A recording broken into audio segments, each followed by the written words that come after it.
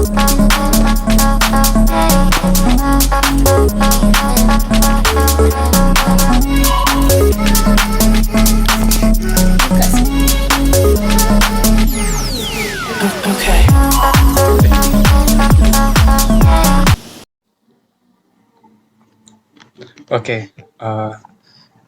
semuanya. Jadi ini adalah bentuk dari kertas kerja pemeriksaan.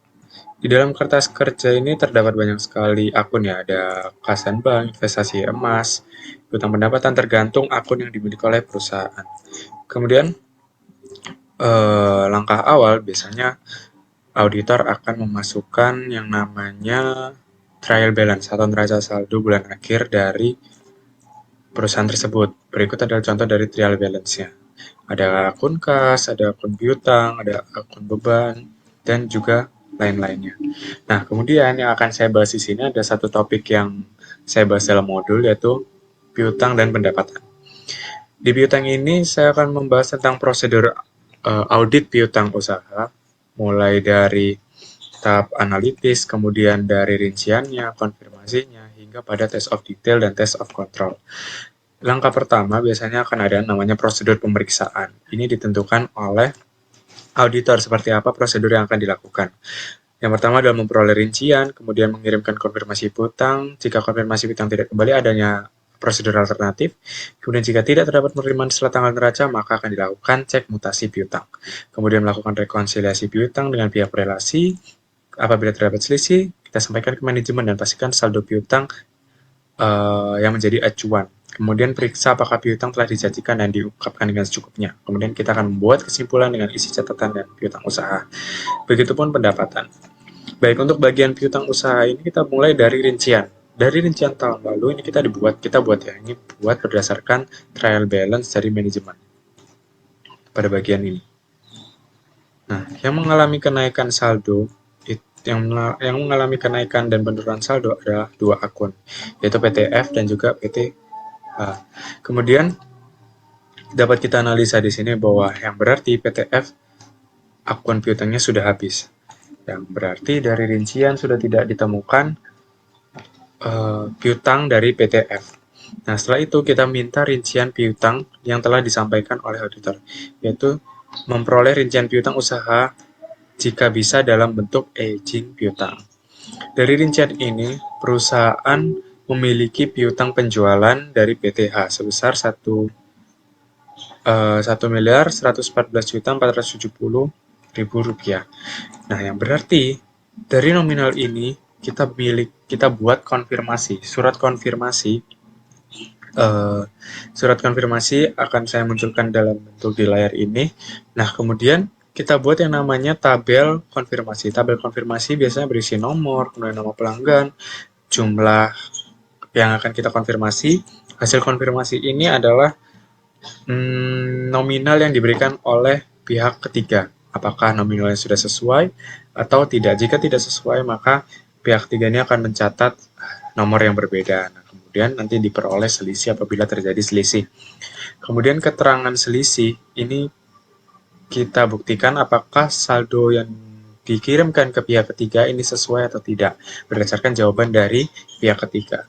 Kemudian dari bagian konfirmasi itu biasanya ada bentuk surat. Suratnya itu ada memiliki tanggal konfirmasinya. Nah, tanggal konfirmasi ini dikirimkan oleh auditor kepada pihak ketiga dengan nomor surat dari perusahaan auditing. Nah, kemudian kita catat tanggal balasan konfirmasi ini berapa sampai diterima kembali oleh auditor.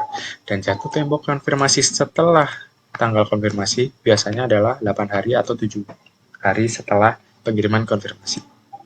Kemudian, prosedur subsequent event. Jadi, untuk prosedur alternatif ini ada 3. Ada prosedur alternatif uji mutasi, invoice. Invoice ini jika misal perusahaan audit ini memiliki dokumen yang cukup kuat untuk membuktikan dia memiliki piutang. Kemudian yang ketiga adalah subsequent event atau pelunasan setelah tanggal neraca, atau misalnya piutangnya ini sudah lunas, sudah dibayarkan oleh pihak ketiga. Nah, kemudian jika hasilnya sesuai, maka hasil konfirmasinya akan sama dengan jumlah yang dikirimkan kepada pihak ketiga. Namun jika selisih, maka kita akan tanyakan kepada manajemen mengenai selisih dari piutang tersebut. Kemudian pada akun pendapatan, karena piutang usaha sangat berkaitan erat dengan pendapatan, di perusahaan ini ada 3 jenis pendapatan, ada pelayaran, non-pelayaran, dan jasa angkut. Nah, dapat kita teliti di sini bahwa memang pendapatan selalu naik dan turun, tergantung operasional perusahaannya. Kemudian kita peroleh rincian pendapatan dari manajemen sebesar segini. Berikut untuk rinciannya, totalnya adalah 44 miliar, kemudian kita sampling bagian mana yang akan kita test of detail. Kita cek mutasi juga mengenai pendapatan pelayaran, apakah saldonya sesuai dengan trial balance, ternyata sesuai. Kemudian untuk rincian pendapatan non-pelayaran atau jasa angkut, itu adalah rinciannya seperti ini. Nah, lalu untuk cek mutasi pendapatan jasa angkut, kita cari dulu dengan samplingnya. Ini sebenarnya bukan cek mutasi atau tapi test of detail. Test of detail. Jadi test of detail ini apa? Oh enggak, ini tetap cek uji mutasi, kemudian kita test of detail. Jadi kita uji mutasi dari rincian saldo piutang yang terdapat di jumlahnya ini. Ternyata sesuai. Nah, kemudian kita test of detail dari sampling berikut untuk memperoleh hasil yang kuat. Atau apakah uji mutasi ini tercatat dalam jurnal dengan benar. Kemudian kita masuk ke test of detail pendapatan. Jadi test of detail pendapatan ini apa? Ini adalah merupakan pemindahan akun dari buku besar ke dalam kertas kerja pemeriksaan dalam bentuk jurnal. Ini merupakan sampling dari banyak sekali pendapatan yang terpapar dalam perusahaan auditi. Karena cukup banyak pendapatan, tidak mungkin seorang auditor akan test of detail semuanya. Sehingga hanya dipilih sampling sebesar 50%. Penentuan sampling juga ada caranya. Kemudian untuk test of detail, itu caranya seperti ini. Ini adalah jurnal dari akun buku besar yang dimiliki klien. Kita memindahkan dari nomor akunnya, kemudian ada nama akunnya, kemudian ada saldonya dari debit dan kredit. Kemudian dia menilai bahwa jurnalnya balance, dan jurnal seharusnya karena memang jurnalnya sudah benar, seorang auditor tinggal menuliskan ulang dari jurnal manajemen, karena memang tidak ada jurnal koreksi atau tidak ada jurnal yang harus dibetulkan. Kemudian ini adalah bentuk dari test of control. Test of control ini merupakan vouching ya, jadi dokumen yang dimiliki oleh perusahaan ini dites, diuji apakah saldonya sesuai dengan buku besar atau tidak. Jika tidak, maka akan dipertanyakan kembali ke manajemen. Biasanya kalau pendapatan, kalau misalnya perusahaan koran itu ya itu ada 5 dokumen. Ada jurnal memorial, kemudian ada order iklan, kwitansi, faktur pajak, dan juga invoice. Nah, tapi ada beberapa perusahaan di kala yang bukan koran, ada aja yang cuma 2. Tapi yang terpenting di sini adalah invoice dan faktur pajak. Di sini perusahaan memiliki invoice dan faktur pajak dengan nominal 1,530 M dan juga faktur pajak 168.300 M. Yang berarti memang sudah sesuai dengan apa yang mereka catat dalam buku besar. Begitupun seterusnya. Nah, setelah itu ada yang namanya pengujian pisah batas atau cut off. Cut off ini diambil dari tahun terakhir 31 Desember. Nah, kalau kita lihat di sini untuk uji cut off itu ada pada tanggal biasanya pada tanggal 31 per 12 ya. Tapi kalau misalnya memang tidak ada dalam jurnal, maka paling mentok 25 ke atas untuk bulan Desember. Seperti itu. Nah, kita mengujikan apakah cut-off-nya sesuai atau enggak. Yaitu berdasarkan dari keterangan, kemudian nama dokumen apa yang diterima dari auditi, kemudian nomor dokumennya, tanggalnya berapa, nominalnya berapa, piutangnya berapa, jurnal lawannya apa. Kalau jurnal lawannya piutang, maka cut-off-nya sudah sesuai. Kurang lebih seperti itu untuk metode metode piutang usaha, prosedur piutang usaha, dan pendapatannya. Selama magang di kantor akuntan publik Supoyo Subiantara dan rekan, saya merasa bahwa terdapat banyak ilmu yang dapat saya ambil dalam magang saya selama 6 bulan, mulai dari 5 Januari sampai 30 Juni.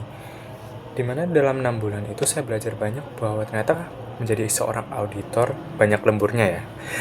Terpenting kita diajarkan tentang bagaimana cara membuat kertas kerja pemeriksaan yang selama ini kita dengar dalam masa perkuliahan.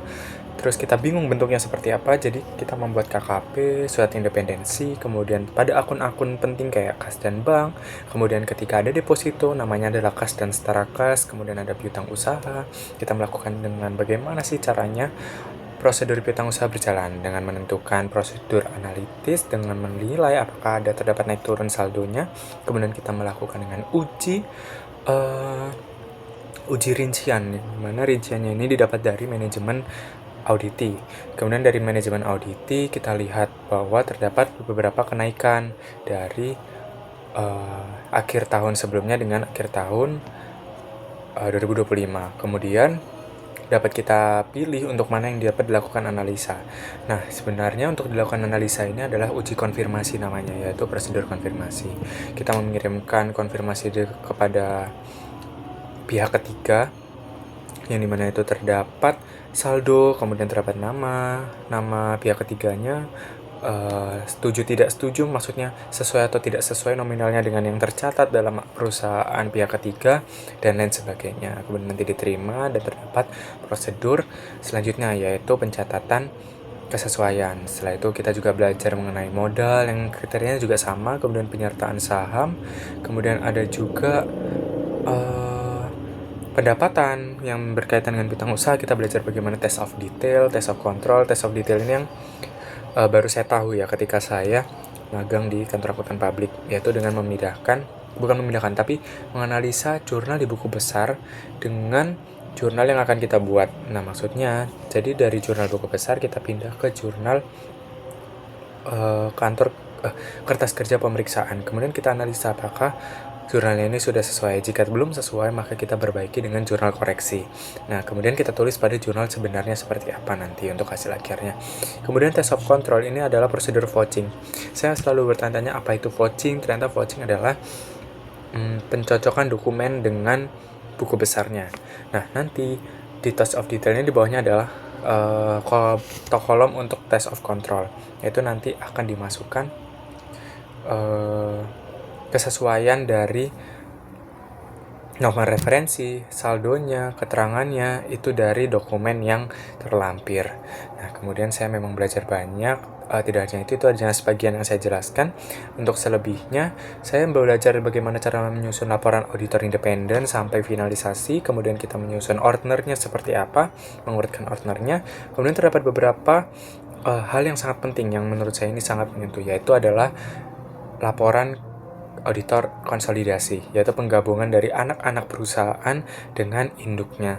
Nah, dari situ saya menyadari bahwa memang auditor ini adalah hal yang kompleks, tetapi terdapat banyak ilmu yang saya pelajari dari KAP SSS ini.